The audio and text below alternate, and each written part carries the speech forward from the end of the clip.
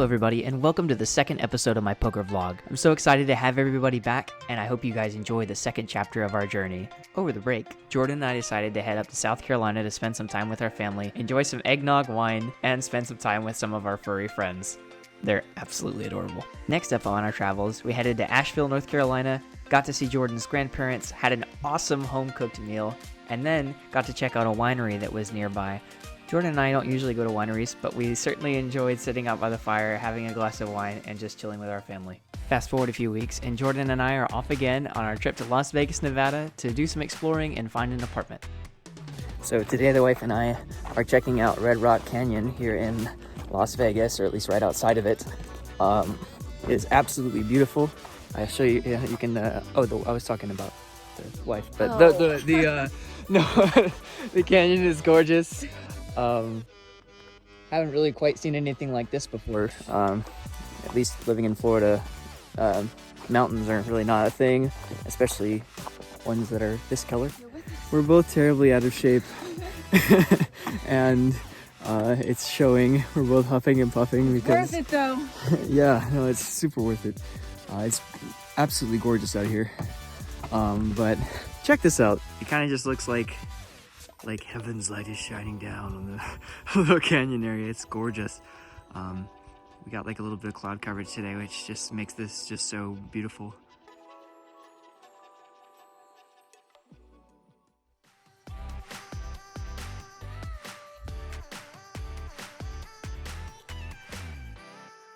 After an exciting day of hiking and checking out Red Rock Canyon, we decided to head back to the city and visit the Bellagio. It's really neat.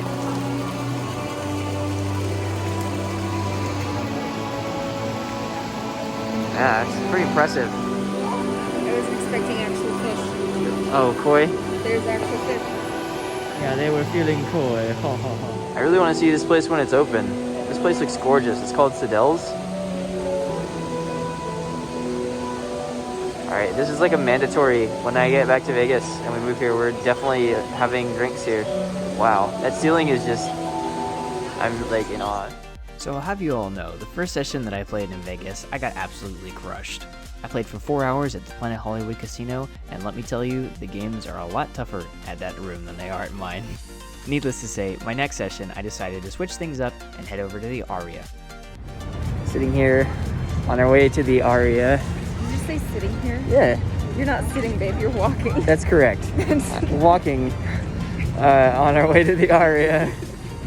We're gonna check out the 1-3 games and see what's going on there. I had a friend who was playing there earlier today, so the games were really good. So we'll see. Hopefully we can get on a good table.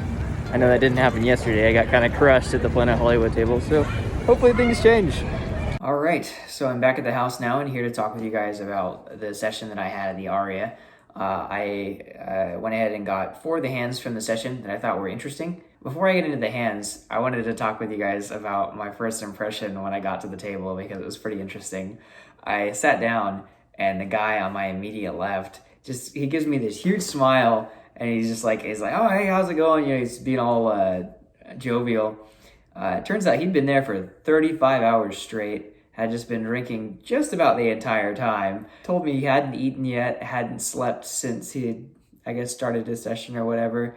That's full degen. Never go full degen, guys. Just don't. Anyway, for my first hand, I'm dealt pocket 7s at the cutoff, and we're about $300 deep. Under the gun +1 decides to limp, and I go ahead and put in a raise to $15. Now, the Mr. Degen 35-hour hero on my left decides to call the raise on the button, and under the gun calls as well, so we're 3 ways going to the flop. The flop is Jack 5 deuce, 2 diamonds. I'm still feeling pretty good about my 7s. Under the gun decides to lead out for $20. I've seen people do this with like a 5, ace 5, any 2, I've seen people do that to try and like see where they're at. So I'm definitely not going anywhere yet. I decided to call that, and the button calls as well. So we're 3 ways heading to the turn, which is the 4 of clubs. Not really that terrifying of a card. Some 2-pair combinations gets there, and weird straights, but other than that, still feeling good. Under the gun +1 continues for $25. Still not going anywhere, especially for that price. So I decided to call that. Button calls, we go 3 ways to the river, which is the deuce of spades. Yeah, deuce of spades. When the river comes out, under the gun kind of looks a little bit like, I guess, disappointed and decides to check. I check too. I'm happy to see a free showdown. And the button thinks for a second and then bets $55. Under the gun pretty much snap folds. And I'm kind of like not really sure if button has a jack, but I made it this far and I'm stubborn, so I decided to put in the call. And he shows us ace-8 of diamonds, so he did miss the flush draw, and we end up winning a nice little pot. One of my buddies at Ebro Poker Room always says that Vegas is like the 3-bet Olympics, and each little table is its own 3-bet clinic. And this is just so true. I mean, when I was out there, I couldn't believe the difference in the aggression. I mean, I like it. The action is good, but it definitely took some getting used to, and this hand shows how I maybe adjusted a little bit, maybe too extreme, but who knows. Anyway, I'm dealt ace of diamonds, king of clubs in the small blind, and we're $450 effective. Now the low jack, who is kind of he sits down and he's just kind of an angry player. Like you look at him and he seemed like he was just angry. I don't know what's going on with him, but I definitely looked like he was trying to destroy some people on the felt. Either way, he decides to make a raise to $10. I guess to me, I'm definitely 3-betting. I decided to go with a sizing of 40, so I make it $40, and it gets back to him. He decides to pump it up to 120, so we get 4-bet. I really don't feel like this guy is like a nuts-only type. I don't think that this is like a range that looks like queens plus. I think this is, eights plus and maybe ace jack. Maybe, I think it's got a lot in there, you know what I mean? So I just decided to go with my read, and I'll go ahead and put in the 5-bet jam to 450. We go for all of it.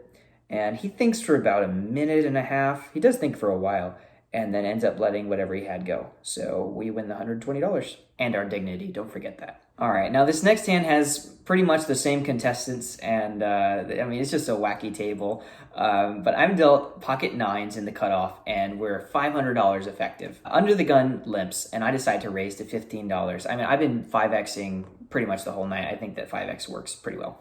Anyway, the button calls and the big blind calls, under the gun calls as well. So we're 4 ways going to the flop, which is a monster. 10, 9, 8 with 2 clubs. So we hit middle set, but it's a very draw-heavy board, so we're definitely going to be making things expansive. Checks to me, I decided to put in a bet of $45, so 3/4 pot. The button calls, pretty much snap calls, the big blind folds, and then under the gun calls. Now, remember, the button is that 35-hour hero, and then we have Mr. Angry, who is the under the gun player. So this is our normal cast of characters. But anyway, turn is the Queen of Hearts.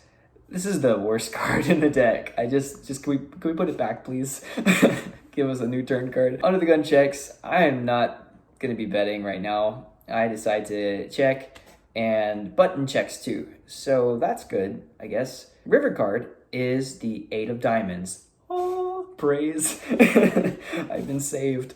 But anyway, under the gun checks, and I decide to, I was trying to decide on a sizing. I felt like big was the only way to go, like maybe if somebody slow played the straight or whatever. So I made it 125. Button thinks for a second. He ends up calling. Under the gun tanks for a while. And he ends up calling too. I mean, I'm pretty sure I had the best hand. Anyway, I turn over my full house, 9's full of 8s. They both kind of grunt and moan. The button player shows me that he flopped top 2. He had 10-9 offsuit. So, he kind of unfortunate for him. I guess he just kind of felt pot committed by the end. And then Angry Dude turns over Queen 2 offsuit. Yeah. In this last hand, I show you guys that I am able to give back to the community, the poker community, by blessing Angry Dudes and making sure they can punt at your tables too. Anyway, I am in the hijack and I'm dealt queen 10 of clubs. We're going to end up being $150 effective. Under the gun limps, I decide to raise to $15, and the big blind thinks about it, puts in a 3-bet to $46. Obviously, he's on tilt. This hand's a little bit too pretty for me to go away just yet, so I call him. Flop comes out, ace of hearts, 10 of diamonds, 9 of clubs. We got a backdoor flush draw and middle pair, and a backdoor straight draw as well. Needless to say, that's more than enough against Mr. Tilt. He goes all in, and I'm not going anywhere with this pair, so I decided to call. The turn was the 7 of clubs, giving us a little bit of hope. River was the ace of diamonds, and our villain turns over pocket 9s. He did flop bottom set and river to boat, so we didn't end up felting him this time, so we'll give back to the community. Hopefully one of you guys will catch him one day. In the end, I ended up booking a $660 win at the Aria and was really happy with all the lessons that I learned from Planet Hollywood, despite that it didn't work out so great. I learned that I needed to get better at my pre-flop game and stand up for myself pre-flop, because I know that it is going to be relentless 3-betting when I finally move there.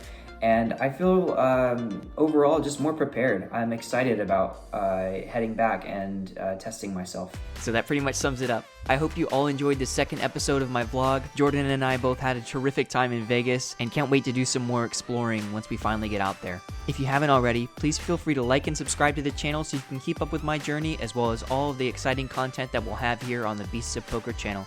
I appreciate your support, and until next time.